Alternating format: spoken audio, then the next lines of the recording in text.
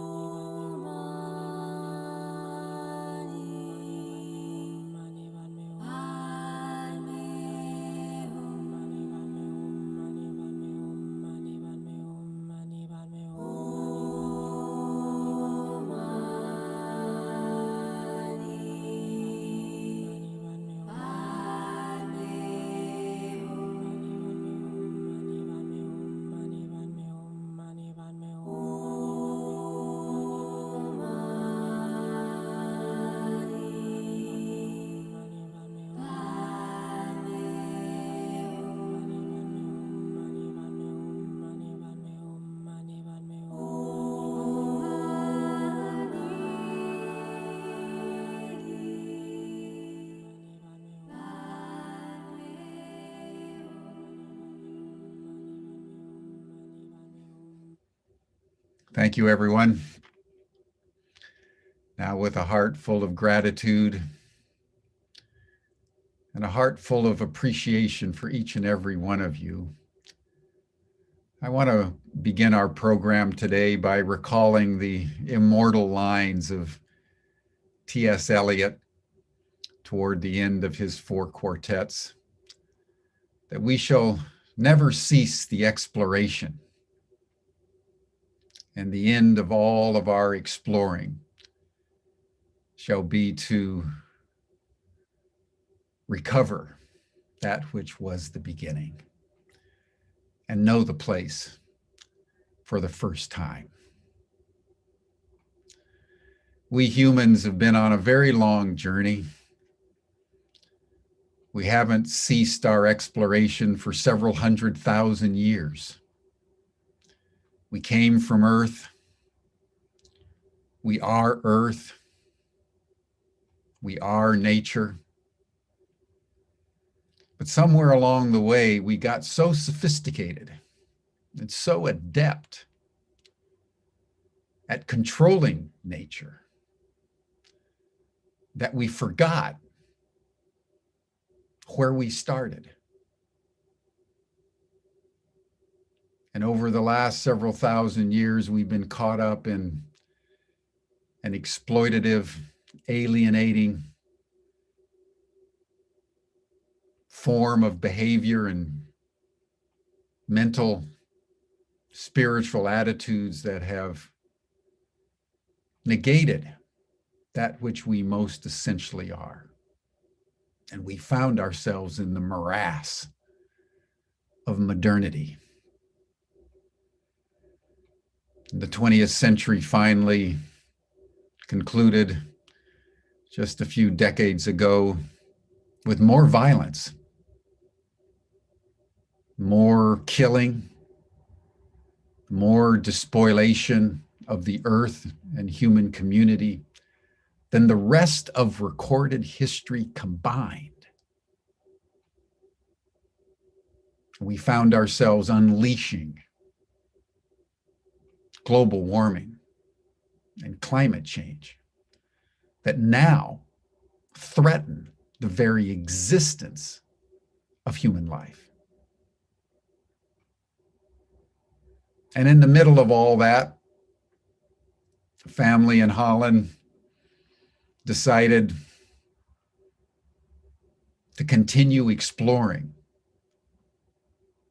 but to explore in the direction of where we all started, down to earth. And in going to ground, they recovered who they were, who we are, with a poignancy that became a film that was internationally recognized for its preciousness of heart and the depth of its wisdom and the clarity of the challenge to go back to the beginning and to commune with our ancestors. So that's our program today, everyone. And I would like to now introduce Daphne Lan, who's the managing director of the Down to Earth Collective and an extraordinary woman entrepreneur who will commence our program. Daphne, thank you so much for putting this together, and we welcome you to Humanity Rising. Thank you, Jim. Thank you for this beautiful, powerful, but also grounded introduction. So it's a beautiful start. And I'm going to do a short introduction of who I brought along as well. So my name is Daphne Laan. I am, I think just as Jim, based in the Netherlands. My background is in the tech world. And I ended up at a certain point doing an experiment while I was working at Google and think, okay, what happens if you follow your heart in this corporate context? What happens? And I found that a lot of doors will open unexpectedly. So one of these doors that opened was to the Down to Earth Collective. And I came on board, and we'll tell you more about the film in a later stage. But I came on board when the film was already ready, but it was looking, searching for an audience globally. We're going to dive into that later. I also am the founder, co-founder of the Board Whisperers. And with that, we want to bring the voice to the table that isn't represented at the table currently in boardrooms, higher echelons of organizations. And that's sort of my passion personally, to also see how I can contribute to get that other voice to the table. With me, I also have today Sahil Gill. Sahil is the lead editor of the Down to Earth Collective. It is also a really intriguing story because Sahil is an award-winning film editor who at one day got asked if he had about 3 weeks to edit the film Down to Earth. 3 weeks became 3 months, became 3 years. So Sahil has his own passion in also sort of connecting to the wisdom, not only in the film, but also the wisdom we all have access to, and see, okay, how can we share the ideas that are in the film, but also wider, the Earth Keepers that are interviewed in the film. And so herewith I welcome Sahil today. Sahil. Daphne, thank you so much. Welcome. Today joining is also Bas Jurres. Bas Jurres is also very versatile, if I say that. He is a long-time social impact entrepreneur. He is in the Netherlands, the president of the Club of Rome, founder of the Lancelot Institute, but also connected to the Noongar Aboriginal tribe from Australia. And in a way, he also is a connector of worlds, which is also the topic of today, connecting worlds and wisdom. Yeah, so really happy to be here with you all, and welcome to everybody from all places around the world. I didn't realize we had so many countries joining, so thank you for being here. As an introduction, today we want to do a panel, but it's not your traditional panel because the film started as an unconventional journey. We thought maybe it's nice to do a co-creating panel. So both Sahil and Bas are part of the panel, but also are the ones asking questions alongside. So that's what we want to take you along on, an exploration of our connection to the world of Down to Earth, our own worlds, the wisdom of the Earth Keepers, and also tapping into our personal wisdom and see, okay, what does it mean in the world we are in today? So it's an exploration I'd like to invite you to. Before starting with that, it's maybe good to do a short intro of the film before playing the trailer. Jim already introduced the film, but basically it started, if we talk about exploration and going back to where we came from, it started with a question of a family. Rolf Winters and Renate Heijnen are the filmmakers. They were living in Amsterdam quite comfortably, and as you know, everybody in Amsterdam cycling around everywhere with their children on their bicycle. But they felt, I think, caught up maybe in the structure that is called daily life in a big city and all the obligations you have. So the question they had is, what is the message that we want to convey to our children if they grow up? And we look back, did we then give the messages that, that are the ones we wanted to give? They didn't have the answer to that question yet, but they had a chance. And I think Rolf was the one who got the chance to visit a group of Native Americans in the United States, in Upper Michigan. And when he came back, I think Renata said something like, well, let's pack our bags, because he came back so connected, inspired. And then they went along to the United States. And that's where the unconventional journey started. So without telling more, I think it's time to play the trailer. And from there, we'll take you along on the journey of Down to Earth and the other journeys we're co-creating together today.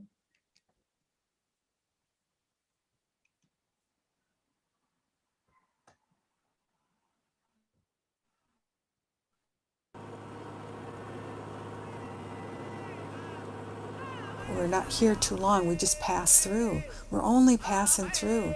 So what are we going to do? What are we going to do in this life? This is a changing of times. It has been said that the people will start to arise and go against all the things that has been said and done, and starting that change.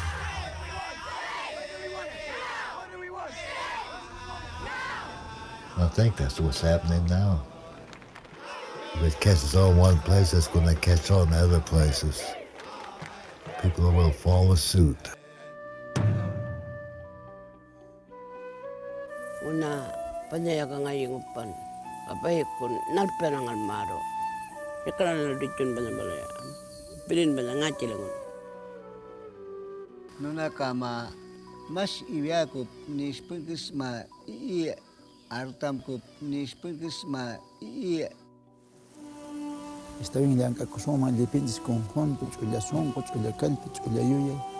So macht bien eso. This is all the road there is when you realize that you are not satisfied the way things are. That you start being a seeker, not somebody else's truth, but your own.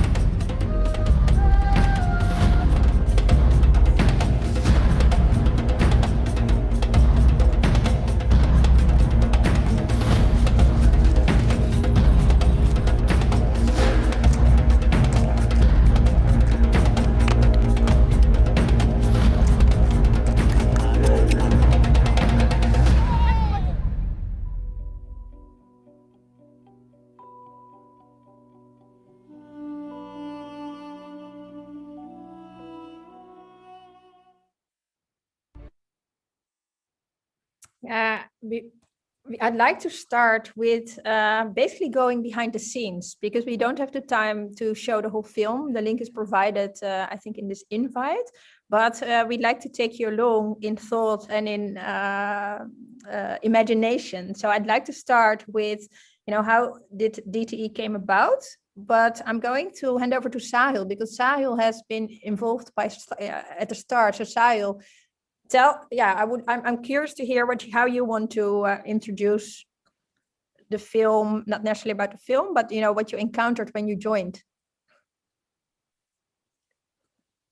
I mean, to be honest, you said it right at the beginning. It was unconventional, extremely. I think that's the word that comes in, and also the other word that sort of resonates with me is that it's got to do with a lot of heart.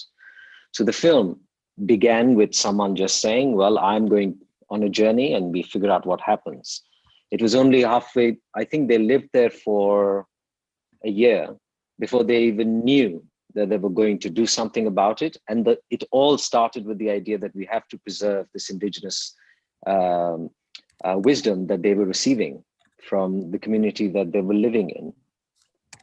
And it was absolutely brilliant, because once they had the idea, okay, well, maybe we just have to preserve these teachings. Then they said, oh, well, there must be other people that we must do. And then came the idea of the film. And then they realized that they were not going to travel with the production crew. It would never happen. They were going to travel with their 3 young children, which in itself was a big thing. And off they went without a plan, but knowing that they, what they wanted to do. So I think that's where it started. And I think they went on a journey for 1 year. They went around.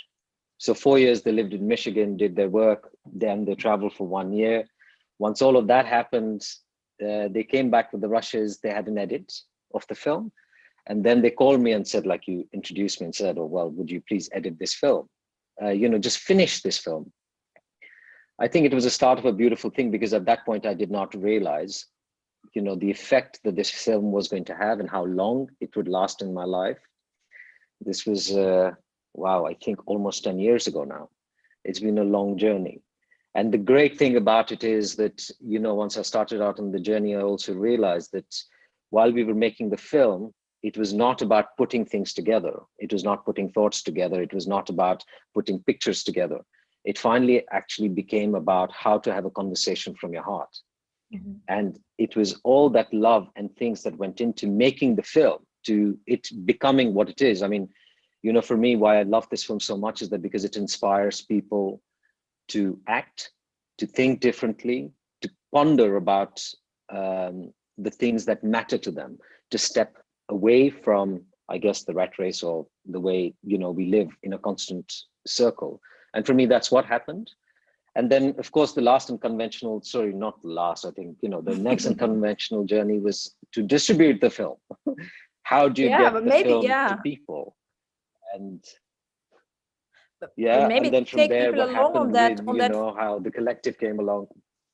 Yeah, but maybe to take a little moment to sort of focus on that first part, because the film premiered at the Climate Convention in Paris. And before negotiators came to the Yes. table, in the Netherlands, it became the longest running documentary. It was in cinemas for over 2 years, and it basically actually sort of caught up. It got caught up in itself, didn't it? Yes. Yeah, I because mean, maybe it was it's nice just to. Yeah. once we had made the film. Yeah. So once we made the film, we did not really, to be honest, Rolf, Nat, and I did not realize the immense power this film had. To be honest, the first time it happened, when we showed it to people, we were taken aback slightly because we didn't know that this is going to roll into something so big. So the biggest compliment was that it was shown to the negotiators before they sat to negotiate in the climate summit, to get them, like what we said, to a heart space. So not something where they were thinking, but for the reason why they were doing it, which was beautiful in itself. And that started almost a chain reaction where we found ourselves in a place where we said, okay, now we have to set the film free. So we thought we'll get a distributor and they will just take it on and then it'll be released to everyone and boom, our work is done. But at that point, we realized that it was not actually that simple because the film could not be put in a box. It was too spiritual. Then they said, well, the family is not in it, so it's not really about you. It's really not about indigenous culture. So we are very confused. We don't know what to do with it. Yeah, we can't help you.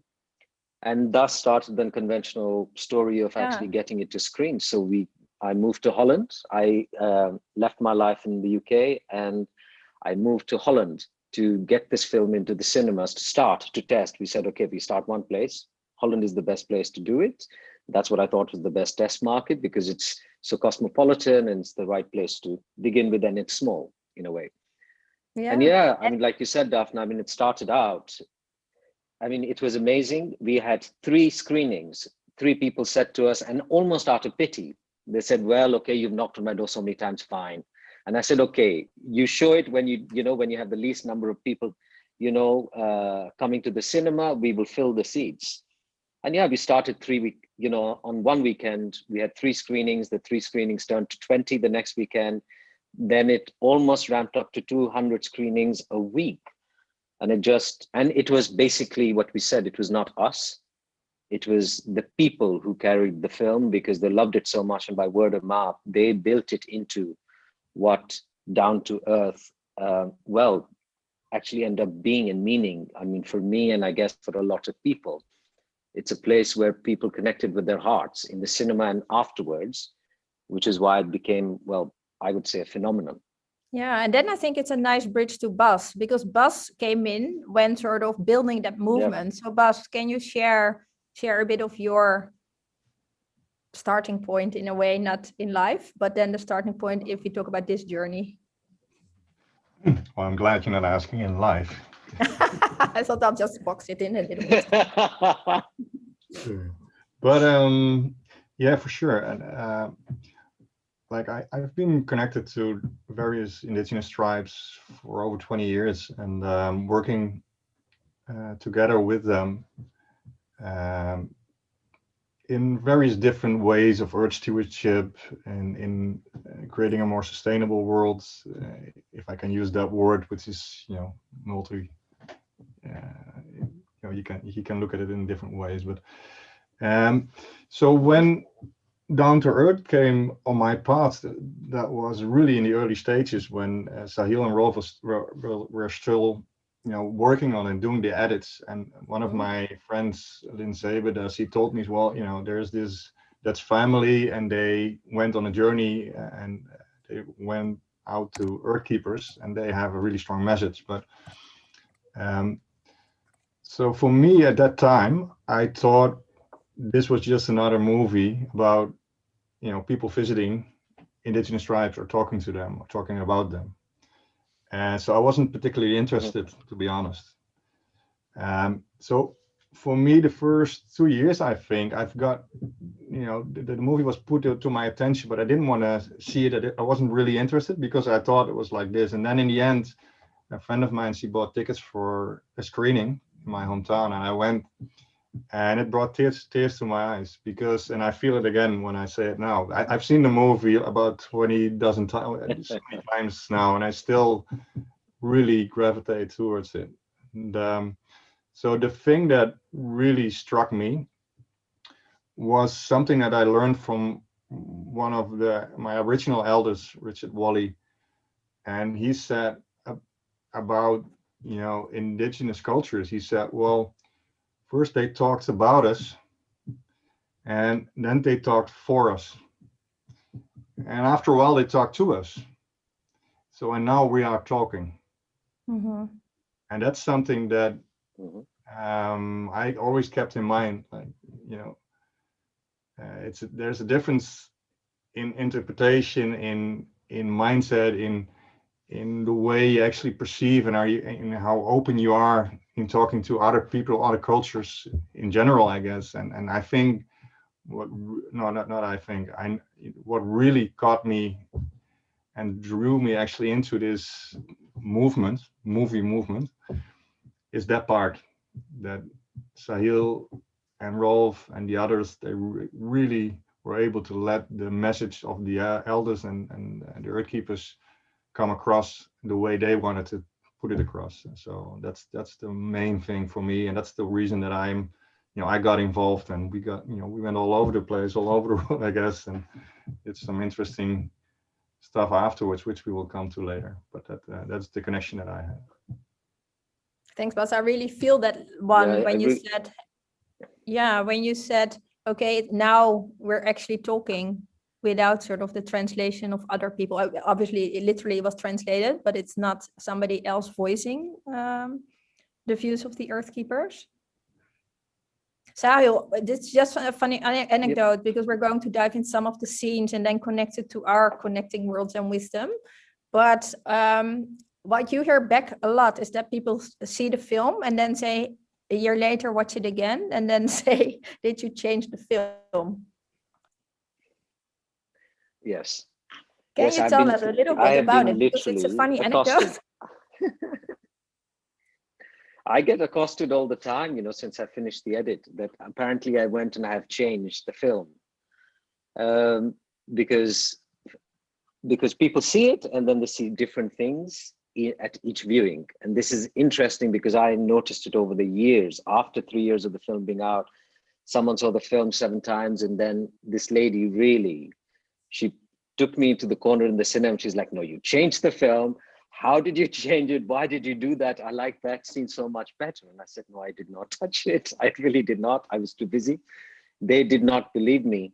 But I think it all comes down to the same thing, like what Bas said. It is, no one's speaking for them. And the film kind of, starts permeating, I guess, from your head into your heart. And as that happens, you watch a different film. In what you are thinking or feeling about in the moment is then reflected back to you from the film. And then you believe that that's the film itself. So, yeah. Yeah. And maybe that's a nice bridge. It's just about, to sort of go into connecting the worlds and the wisdom, not only from the film, I think, but also wider, because it's universal wisdom that's, in a way captured in a beautiful way.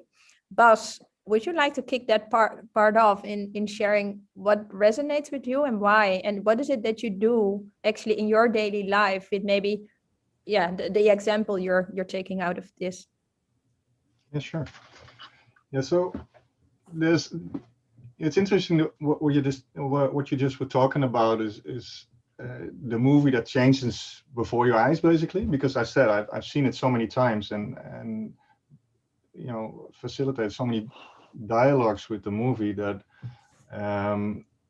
for me over the course of time there's been different bits and parts that I learned from it, and it seems that there is so much depth into this movie, and so for me it's been changing. But the thing that's really stood out is the part where Nolatan, who is basically the elder that is telling the big part of the story and sharing a lot of knowledge. He was speaking about the urge that he felt to clean up, to pick up a broom and start cleaning up. And this is something that struck me from the get-go, and has actually been with me since, and that's been about 5 years, I guess, now. So because what actually the metaphor of trying to make sense of the world that we're in and everything that we've created, good and bad, if you can speak of those black and white, kind of things. But I feel that people are really struggling, and at least if I'm looking at myself, it's struggling with everything that's going on and trying to grasp it and trying to live with it, work with it, learn with it, and things like that. And yeah, so for me, the concept of cleaning up, not only the oceans and forests and the mess that we sometimes make, but also ourselves and our systems and our relations and our bodies and things like that, that makes something that is really, vast and complex, also really close by and sometimes simple. I'm not saying it's easy, but it can be really simple, basically. So yeah, so that's something that struck me right from that point. And so with the Club of Rome in Holland, we started experimenting with cleaning up, basically. So what is cleaning up? And one of the things is that, for instance, the Club of Rome, which is a science-based club, a think tank, what we started doing is actually starting experiments with different sorts of knowing. So indigenous knowing, science, knowing from nature, and all these different perspectives. And from that, and with that, we started experimenting and asking people, what is cleaning up? What does it mean? How does it work? What do you have to clean up, basically? And from there on, we started learning more about it, because if you want to create or to build or to however you want to call it, a world that is more the way you envision it or you would like it, my experience is that you have to make space for it and learn from what we've created now, and not just regard it, but really treat it with respect. And from that respect, you can see, okay, why did we do it this way? What can we learn? What can we take to the future? And what can we respectfully let go? So, and all these things that I'm saying now, we really went into it and still learning from that. So, and that actually happened from this movie, and from that, companies and organizations and movements have, been born, basically. So, yeah. And can you share a bit about a personal challenge, perhaps, because you say, okay, it's simple, but it's not easy?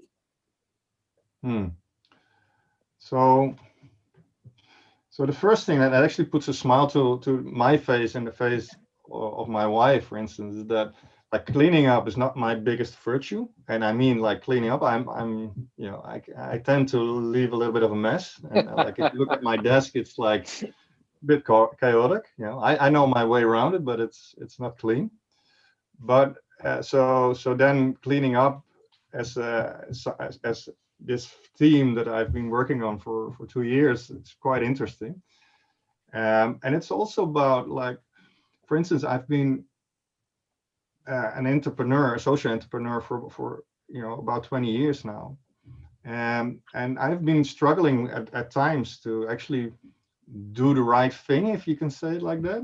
And because, in this system, this world, you have to make some choices with respects to shareholders, family, all those kind of things that come with living, basically. And so it's been interesting to see how can I make room in my head, in my life, in my relations, to actually create something new. And that's been an interesting journey for me myself, but also for a lot of people that I know, be it entrepreneurs or people that work for a company or whatever, or NGOs.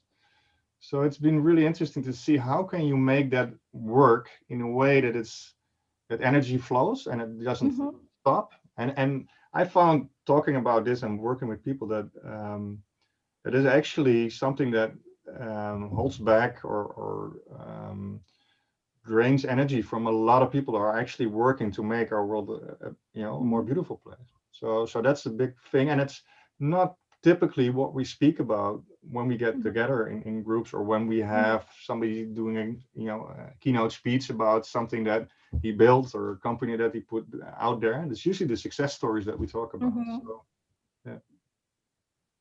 Yeah, I fully recognize that myself, because I think how this started from flow, you also noted, and I think we've been in this together, also the three of us, is that, you want to bring this out, but once you start to move into the space that's a little bit too much of, wanting to control the outcome, then it completely flattens. And when you trust that the right thing will happen, if you have the courage to step into the space of the unknown, then you're being helped, and it starts to travel.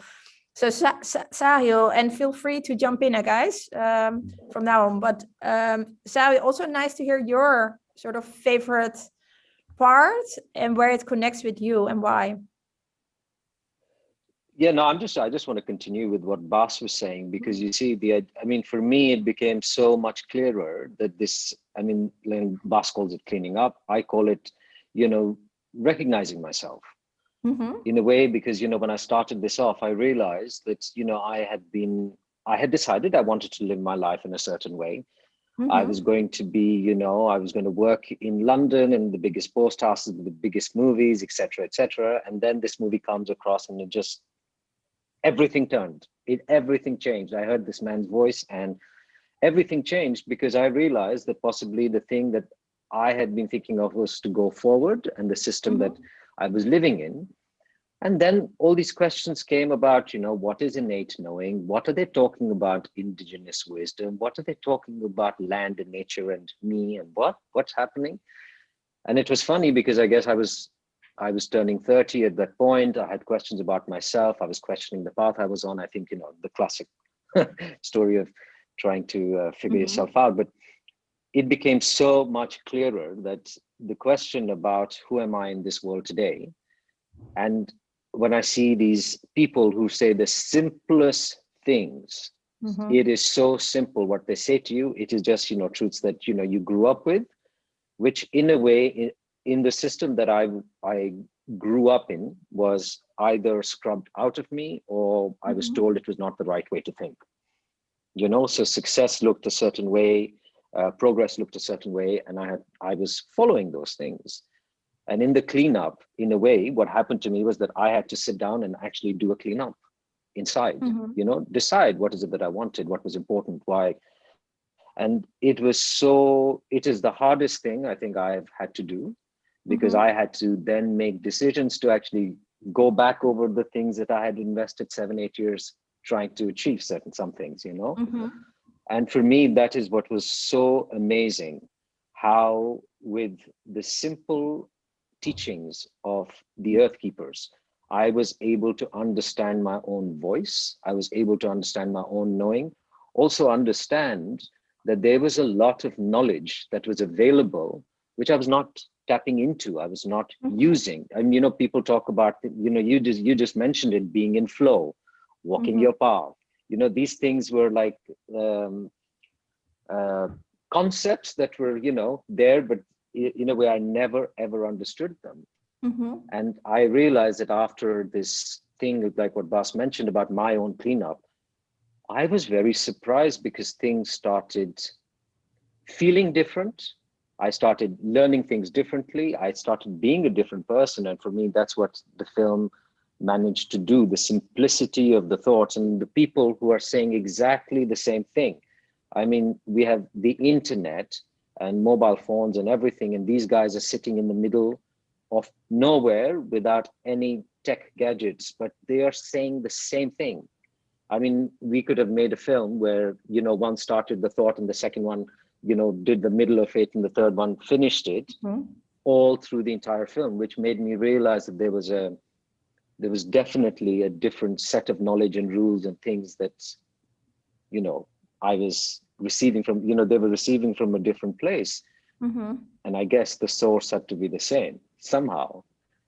So for me, yeah, that's been a really interesting journey to understand and then to be able to, like what you asked Bas, how do you do it in real life, in every day, right? And for me, like, this is what we started discussing of with the film. In the practical way, you make a film, you want as many people to watch it, you have to follow the system that is set up to do it.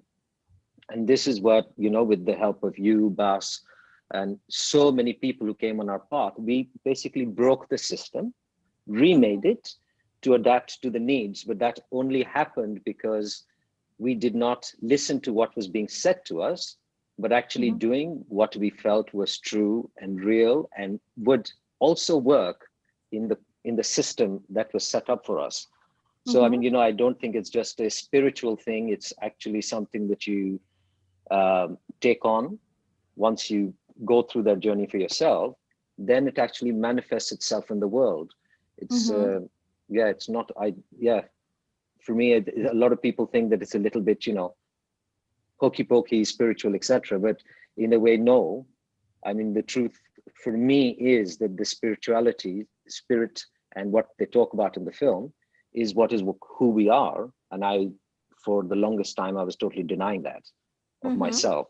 And that's possibly the cleanup that I had to go through. Yeah, so I have a question for Right. you as well, Daphne, but I just want to share something that you triggered with me, Sahil, is that so going into the depths of myself basically is what I found out is that it's about the order of things.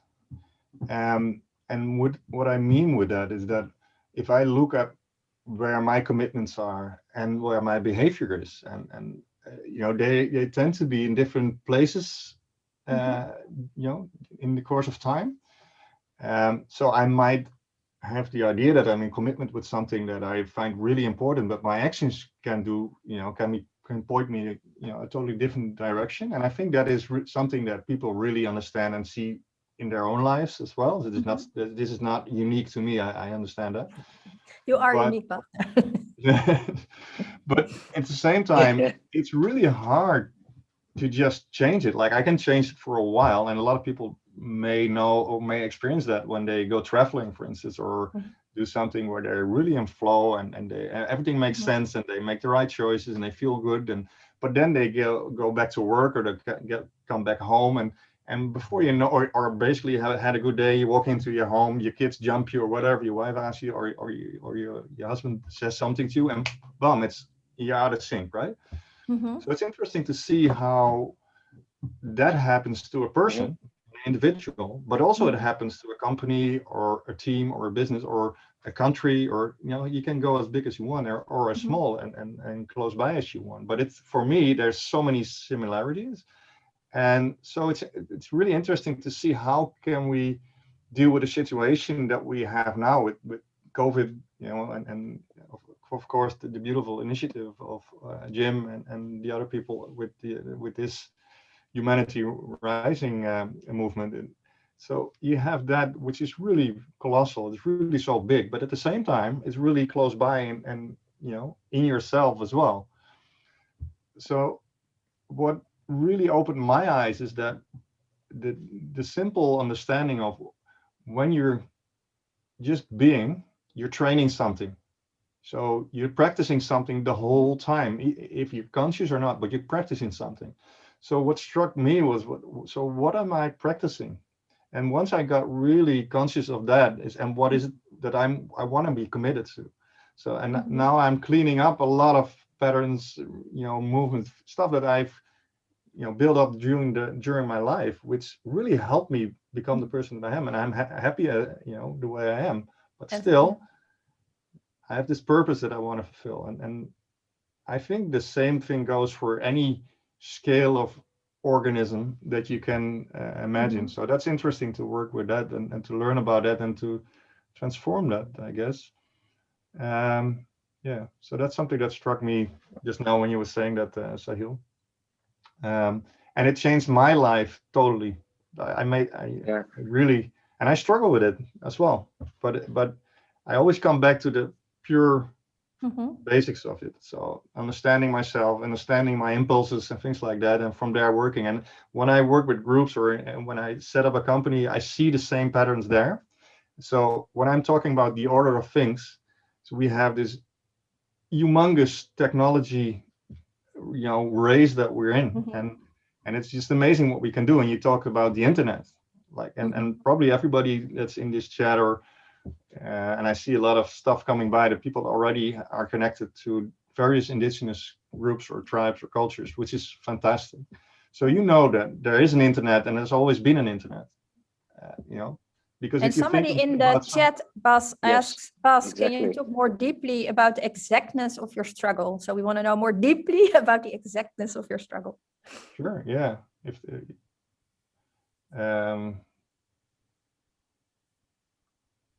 yeah, I can. I just want to finish this thought that I had, and then I'll go dive into it. But also, I'd like Yeah, to yeah. make Go sure for that it. you also share the thoughts that you have. So,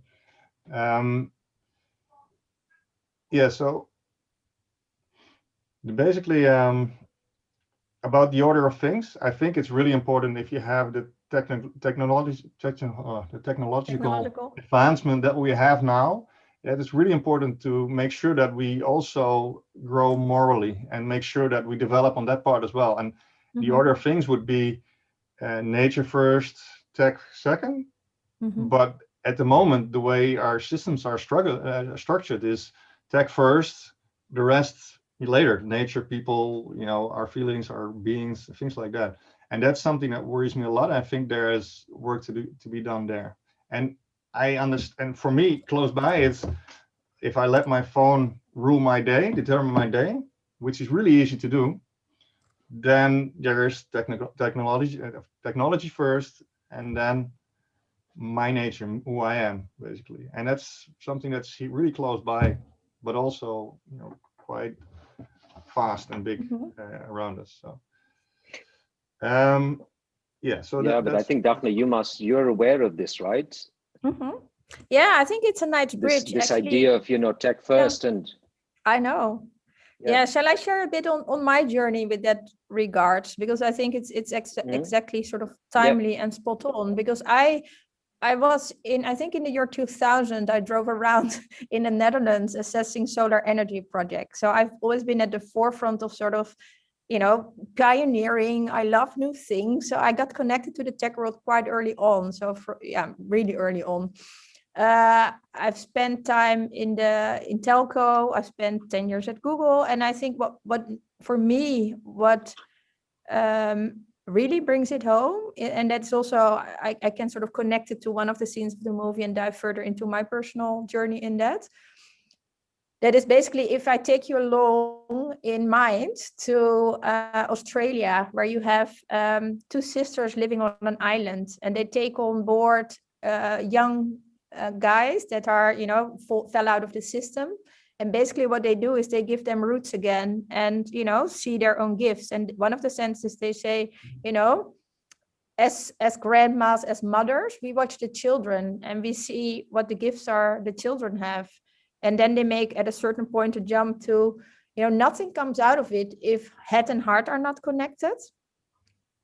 And if you don't make that heart connection, you can never be, in a sense, a leader, whatever your own definition of that is, a personal leader or a leader as traditionally in companies.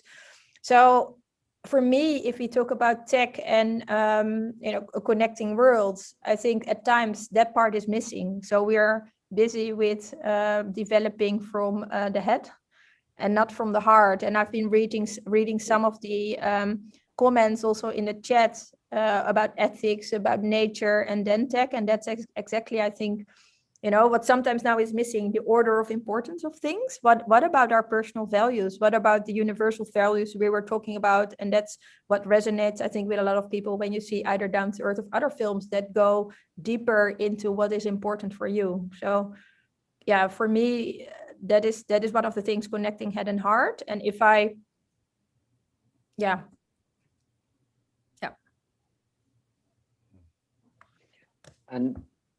but would you say that if you connect, when you talk about connecting your head and heart, what would be the outcome be for you? Because you always talk about walking your path, knowing your gifts, and then walking it. Right? So when you do manage to do this, I mean, something we say, okay, connect head and heart, but like someone said, that's the longest journey, right? The longest journey you'll ever make is from your mind to your heart. But Daphne, would you talk about also the idea of walking your path, that truthness that you talk about a lot?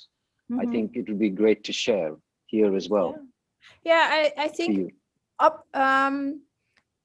Yeah. So obviously we're all born with a connection between head and heart because it's already there. But I think sometimes at times our society almost, if you say it nicely, invites us to overvalue rationality. And then if you spend a lot of time in also organizations where that is the accepted means, then it can also be the case that you sort of disconnect a little bit, and then you really need to start and reconnect with what you actually feel, what you love and what you like. And that's, I think, my personal journey, also as a female leader in that sense, is okay, how do I find a balance? And that's the decision I at a certain point made, is not to make concessions on that, and just fully bring your whole self to the table and trust your intuition, and that what you feel is happening often so is really there. And that is something I initially thought, okay, no, if it's not there, then I started to convince myself that, okay, I started doubting what I sense. But I was already at a certain point I found out that not everybody is as sensitive. Because when somebody asked me, how sensitive are you? I thought, okay, I'll scale myself. It's close to a 9 or a 10. And then when I asked my husband, and I said, okay, what would you score yourself? And he said, well, I think a 6. I was like, is there a difference? Because I thought everybody felt constantly the same. And that was not the case. So for me, it was really daring to step into that space as well, of trusting that part. And also, Daphne, what I really liked about coming aboard, like you coming aboard with Down to Earth, and what I've seen up and close is also that you have this movie that is generating a lot of attention, and people get drawn, and everybody wants to do something with it or help or whatever, wants to add value or contribute. So what was interesting from being more or less on the sideline for that process of building a collective, basically building a company or social venture around it, is the tendency actually to do that in a way that's like it's always been done. And what I found interesting is that you didn't walk that path. You actually were really well, you took the hard road, basically. I think so. It was a difficult one, but well, you took the hard road by not working or building in a way that was already there and was quite easy with all the intention and opportunities that were there, but trying to make the right choices and really making pure choices. And I'd like you to maybe you can share a little bit about that process, how that was for you, because I really I'm impressed by the way you did that, or you're doing that. Yeah, to take the audience along. I think at a certain point, after all sort of movement building, it still was the fact that the film was mainly available in the Netherlands and the UK, and we needed to bring that film outside. And I think if you talk about cleaning up, and individually and collectively is also one of the things I just read in the chat. We basically did a cleanup ourselves in order to bring this film to the world, because I think in the drive, and that was also, I think, Rolf as a filmmaker is a filmmaker, but also needed other people to jump in order to get to this a global audience. But that also meant that it in a certain way got structured. So when I got on board, it was structured to, in the traditional sense, gear up, or not gear up, but sort of start to build up. And what I found is that basically, and I come from, scale, at Google, when I was at Google, things are at scale, but I found, okay, this needed a whole other thing. And it's, I think, the thing that's under the carpet sometimes is, what are the things that block flow to happen? Why isn't this film traveling as much as it did? And that's basically what we, I think, jointly did one by one, is taking those parts out that are not supporting what's also in this film, because I think the film came about in an unconventional way, and that's what we needed to really step into as well. So last year we said, okay, let's maybe take the lessons of the film at heart also in bringing this film to the world. So we really took an unconventional path to say, okay, maybe we can release the film freely rather than follow the route of going to the cinemas, etc. So we made a pay-as-you-like model. People can contribute as they like, watch it on our own side and on our YouTube channel. And then we found magic happened because the embassy, the Dutch embassy in the United States kicked in Jakarta, in New Zealand. And yeah, I think it got a combination of sort of a personal journey, all our personal journeys, and then connecting to what's out there and what wants to emerge rather than what you wanted to emerge. Yeah, I find it interesting that like every time that you make a choice like that, opportunities, arise and things started to flow. So that's my observation from what you just said, is that it was, sometimes it's hard to make those kind of choices, also with pressure from, other groups around. And then once you make that choice and go through the hard times, things start to flow again really quickly as well. So that's the thing that, like in my own enterprises and ventures during the years, I've seen that and experienced that as well. And it's funny how sometimes you just get caught up in, well, I'm speaking for myself. I just get caught up in, just going with the easy things or the quick shortcuts, things like that. I think, and after that, I'll have to sit down and sometimes I think the business goes really good, but I'm not so happy anymore. So somebody asked me about the struggles that I have had. Yes. Well, one of the things is that when I was younger, I was really enthusiastic, and if I saw an opportunity and I believed in it, I felt that it was good for not only for me but for society, I just jumped on it and I built it. And so a couple of those things got really big. But what happened in growing was that we just, we're just drifting away from the intention that we started with. And so while from a money perspective or from a exposure ego perspective, these were really successful ventures, I wasn't fulfilled by it anymore. I wasn't happy with it, and it really drained my energy. And so these are the things that I had to learn. And so after about 10 years of doing that and having 5 companies around the world, I just said, well, I don't want to do this anymore. So I started to sell parts or just quit it and gave it away. And then from that moment on, I made different choices, and which wasn't so easy all of the time. It was pretty hard to leave the comfort and the taps on the back and the compliments which came along with this life and the success that I had. And so so that's something that I sometimes feel that I'm heading that direction again, and so I have to get back. So somebody asked that in a chat, so what are the struggles? So these are some of the struggles I met, and this is not, of course, something that I just found out in one day and changed. It took me sometimes a year, 2, 3 years to do that. And I've seen it with a lot of other entrepreneurs and people as well. So, yeah. And I think, Bas, it's also stepping in or daring to step into your own story, perhaps, because if I look at, some of the conversations we were having, whether you call it putting yourself fully to the table or whatever definition you want to take, is sometimes it takes a while, and then you feel you need to bring that other part to the table that you maybe, left behind. Because I also seen it said something, and that's what I recognize as well. I think for me personally, that is, the story of my grandfather, for example. That for a long time I couldn't really talk about it. My grandfather got captured in war, and every time I would speak about it, I would cry.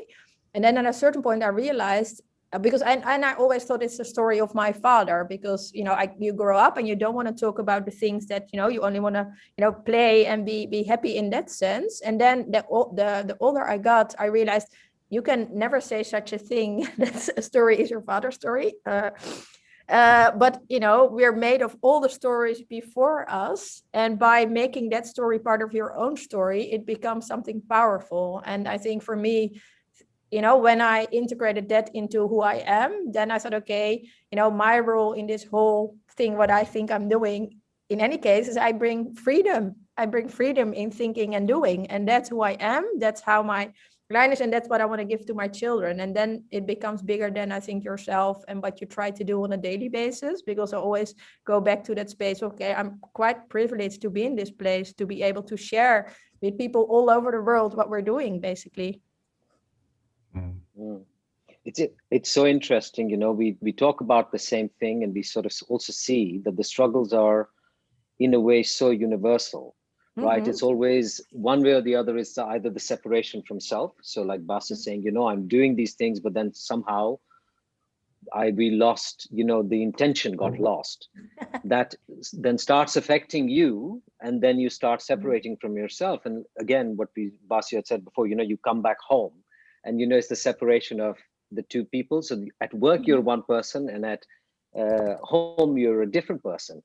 And this concept was so hard for me to become that one complete person, bringing the entire person to the table every single time. Yeah. That is the hard bit. It is such a hard bit. And that's where all the learning and all of that happens. And actually answering the question, who are you in this world today? So for me, that's the hardest question I can ask myself, because sometimes I'm like, yeah, actually what I did, yeah, that really does not add or help. And it's not what I should be doing. But in the meantime, it was, you know, I did it. And then I'm like, okay, now I have to work to figure out how to keep being in that place where maybe possibly it's like I don't have any regrets, or also that I'm being so true to myself that things will become easier. So the fear should not come in now to stop me from, you know, actually walking that path that will, you know, get me to, well, peace of mind, or if you want to call it happiness, that's also okay. But I think for me, it usually it's about just having a balance for myself, where I don't, you know, when I look in the mirror, I'm happy. You know, I don't feel like I've not cheated myself, basically. Yeah. So what I find is really interesting about that as well, and Daphne touched on that as well, is so in my work, I've always worked with mostly worked with grown-ups, and so one of the things that I was really inspired by is the importance of children in indigenous communities, and also like what I remember this time that I was teaching on an indigenous school, and it was actually in Australia, in Western Australia, and we were doing this lecture about earth stewardship, and we had people from like Native American people and different tribes together. But so when we were doing these teachings, the indigenous children, they would just stand up and just leave the room, just walk out of the room, and you know, stay away for a while. And then after 20 minutes, they would come back and then, you know, just join in again. And which is in our culture, it's, you know, you would say to your children, sit down because, you know, somebody's talking to you or something like that, which is really interesting. Yeah. And so I've learned about the concept of walkabout that, like, for instance, if we're talking and somebody is listening to this and gets triggered about it or associate something that we say with anything, they go walkabout as well. But the physical body will stay here and listen to us, or we can see it, right? But you're a walkabout, and this is actually what they're doing physically as well. They just sometimes they just ground or do whatever they need to do at that moment. So that was really interesting for me. And talking to the elders afterwards is that they said, well, if a child actually speaks, we as elders listen to them. So and this, you know, the conversation was way longer, but that concept of listening to children when they speak, because it's important, is something that in our culture, in my culture where I live, usually the grown-ups say, well, the adults are talking, right? So in my companies now, I've put that into place, and also more and more live by what they're saying. For instance, Lancelot Institute, which is one of my companies, is that the whole design, the whole things, I always run it by a couple of different kids, my of course my own kids, but others as well, and I listen to what they're saying. That goes, and it's really interesting because it's a lot of fun to do it, but it's also, they're so wise. Yeah, it is. And maybe Bas, to because I think we're almost going into the conversation, so that we have a chat with the people that are now in the chat. So maybe I'd like to sort of wrap it up, but also I fully recognize what you're saying, because I think I grew up with a mixed background. So I think where I'm, when I grew up, children are part of everything. So, they're sitting at the table, they have a voice. So I recognize more, I grew up like that. And that's why I think you also get confidence because you're listened to. So that's what if I think about where did I get my confidence in a way, is also because I grew up with a lot of adults that always gave me sort of the love and, what I said was important, equally important as the elders or older people. So before going into that group, I think it's nice because my son 2 weeks ago said, we need to listen. And my son is 9, my daughter is 3 years old. And then he said to his friend, you need to listen to Magali, who is my daughter, because she's a wise woman. And I thought, okay, well, I think, if he says that, then our future is safe. And maybe with that, we can, I don't know, I think with Jim, join the bigger group and continue the conversation. Or is there something you would like to touch upon, one more Bas? thing, which I Yeah, think of is course. important, and you know about this as well, definitely, because we spoke about it. But so one of the things that I'm working on at the moment is the outside school.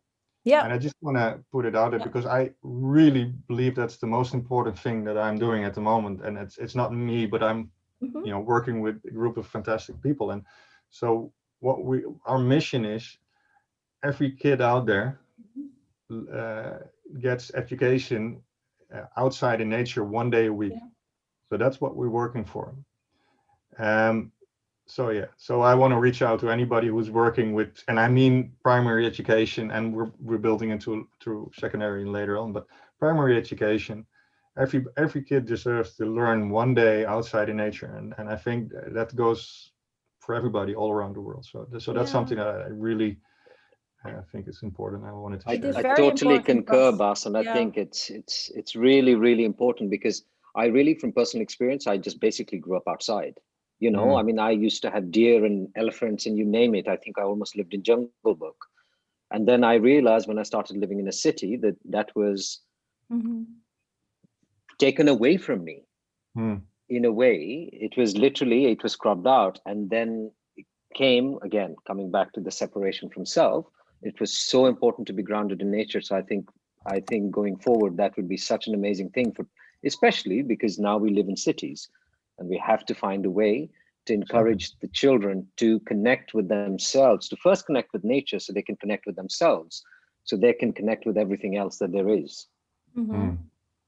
Yeah, I totally agree. And you just before you said about being connected. So connected to nature, connected to ourselves. And so if we talk about the ordering, the ordering of things, and I think it's so important to make sure that we understand that what our children bring into this world, we have to be it's really precious. So it's important to make sure that the connection that is there when they're born, that we don't destroy it by putting them in a chair in a room and just exactly, absolutely teaching a lot of stuff that they probably won't need.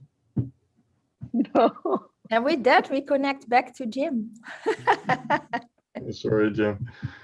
Got carried away a little bit there. Well, no, Bas, that's the way we all should be carried away, back to nature. Yeah. But first, I just want to comment, Daphne, on the wisdom of your 9-year-old son to recognize the wisdom of a 3-year-old sister. I know. that gives us hope for the future.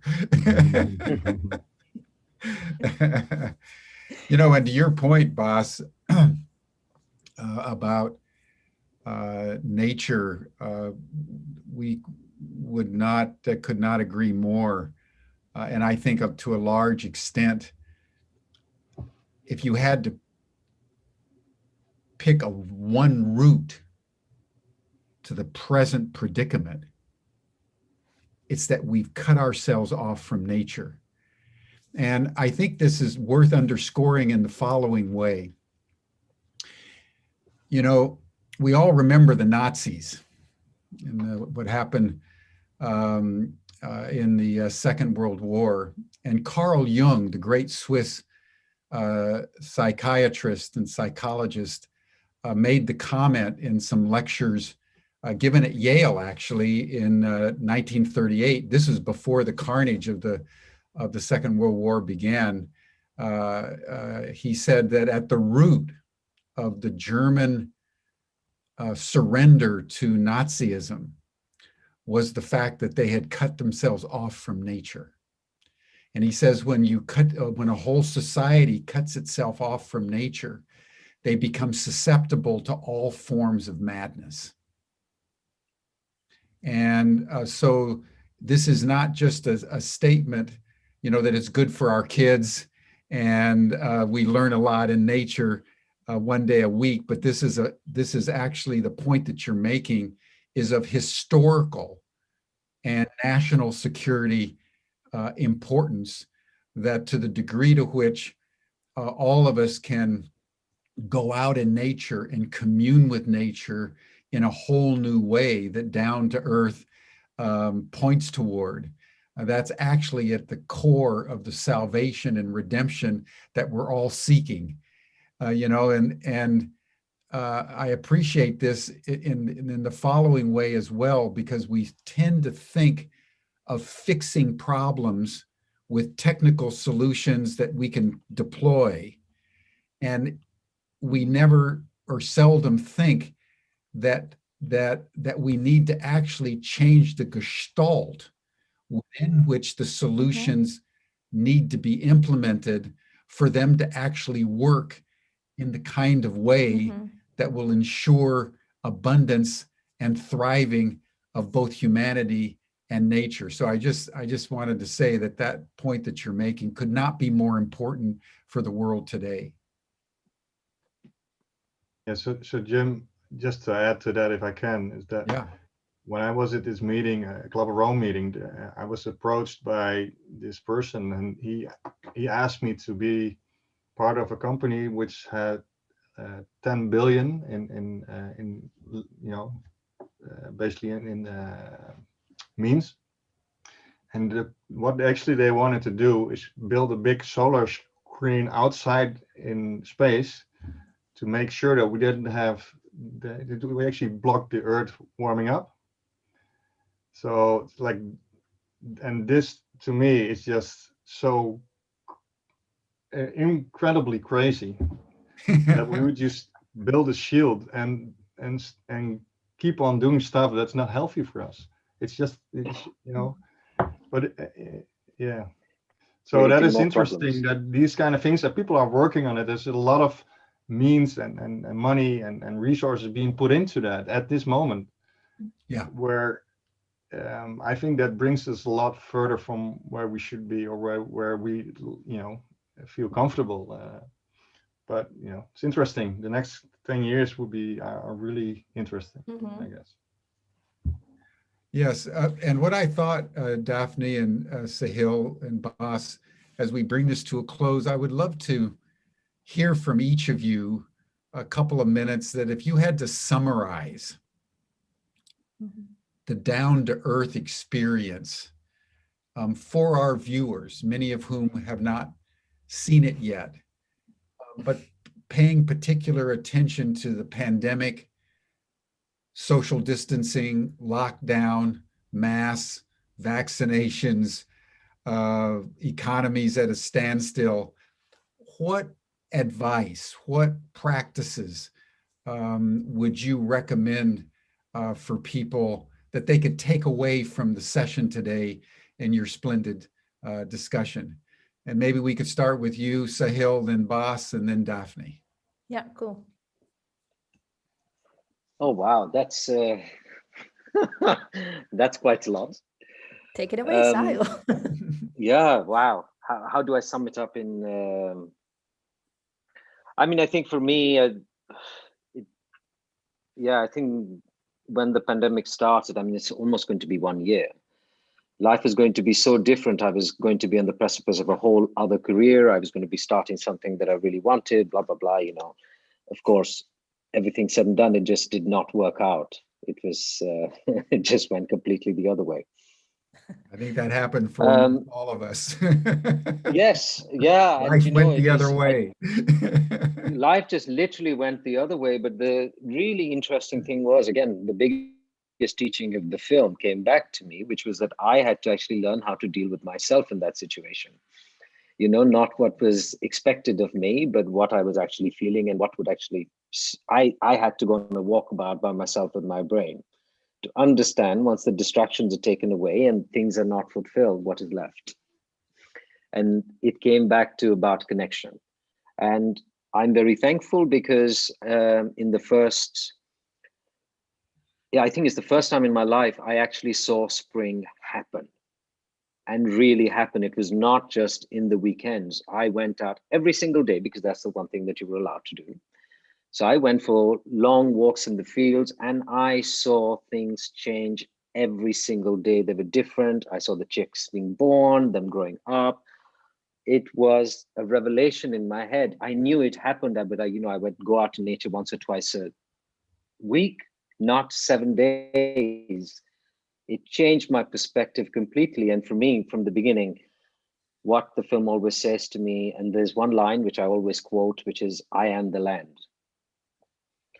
That's what this film really, from what I had learned as a child that was scrubbed off me, which I really relearned, or came back to me, not relearned, because I guess I did not relearn it. It was always inside me, was that I am the land. The tree outside the window is not separate from me. I am living in a concrete structure or room, which feels like it's separate, but I am no different than the tree outside, and I must love it, maybe more than I love myself, because that's possibly how nature does also work.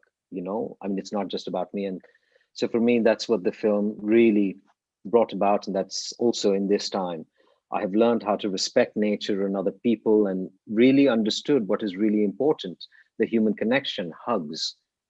I mean, I've not seen my mother for like 14 months, and that is really having an effect on me. And I understand, but how do I deal with it? And yeah, these things happen. But for me, I think that's what I really learned from the film, about understanding that we are all connected. We're all part of the same system. If something upsets me now or hurts me now, is also might react in a certain way that affect someone else. So I have to be really, really sure that every action or whatever I do, I have to take into consideration that everything affects everything else. Beautiful, beautiful. And were you, just a quick question, when you were saying you were walking out in nature, where were you? Where are you? I live in Holland now. Yeah. So I moved from the UK to Holland, and yeah, so I live in a small town, and I'm surrounded by fields every each other side. So yeah. Beautiful. Thank you. Bas. Thank you.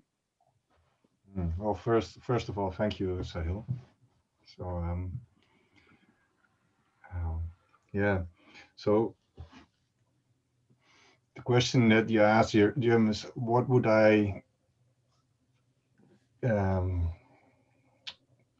give the people that actually want to watch the film? And the thing that I would actually say is nothing, because I don't want to put anything in their heads.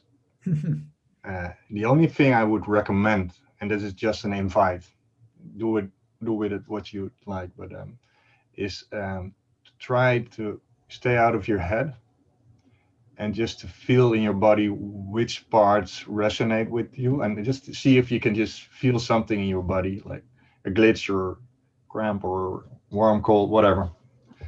And if that's the case, maybe you can zoom into that, because probably your body wants to say something to you then. And that body has been, part of that body is your ancestors and people that went before you. And so I think if there's something in the movie that triggers something in your body, it's you talking to your ancestors. And, I hope people experience that. That is what I experienced. And it's actually what I experience every time I see it in different parts of the movie. So yeah, that's basically it. So just enjoy and feel free to enjoy in your own way, shape, form. That's it. Thank you. Sage advice. Wow. Daphne. Yeah, beautiful, Bas. So then I think it's my turn, Jim. Yeah, I'd like to share one quote, because I think for me it sums it up, and that's what resonated most when I saw it for the first time. And that is, the time will come where the people will start to arise that are starting to change. And I feel we are the people, like we all in this call, other people that feel, hey, there's something I'd like to do differently. And I think, each has our own path to walk. So that's why also, connect with what Bas is saying. The movie is about walking your own path. So take from it what is in your own path, where it's connecting to something in your small circle around you, or maybe your circle is really big. And then, with all the people around the world, it's equally important. So that would be my message. Look at it with the eyes of, okay, what is your path? What is the path you want to walk? That's, that's why I think our conversation was like this, like what did we do in walking our own path? And that's all we can do. And then connect with everybody because we're all connected there. Yeah. Thank you. Thank you so much. All three of you. This has been splendid. And I strongly, heartfully recommend that all of you take the time to just be present. I think Bas's advice is sage advice. Mm-hmm. Just shut it all off, the rest of the world, the past, the future. Be present with this film, and it will lead you. It's one of those kinds of films that if you surrender to it, you'll be guided to a deeper awareness of who you are in relationship with the larger eco field. And in the end, it's the discovery that Sahil speaks of. You realize that you are the land. Mm-hmm. You are the tree outside your window. And that's just what's true. So thank you all for a wonderfully heartful session today. We're deeply appreciative. And then tomorrow, everyone, we're going to look at the issue of national security and look at national security from the point of view of the land, of the trees, of the larger ecosystem, and ask the question, what actually does give us a deeper, more enhanced security?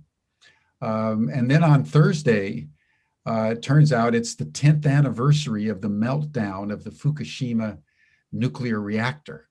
Remember that? It was 10 years ago this week that the great earthquakes shook Japan and the Fukushima nuclear reactor cracked up, literally. And they still haven't figured out what to do with the water and with the contaminants and with the melted down cores and so forth and so on. And so we're going to have a panel of specialists in the Fukushima nuclear accident. And then on Friday, we'll be turning to the great religions with Bob Rees and asking the question, what can they tell us about harmony with nature and the larger ecosystem? So Daphne, Sahil, Bas, thank you.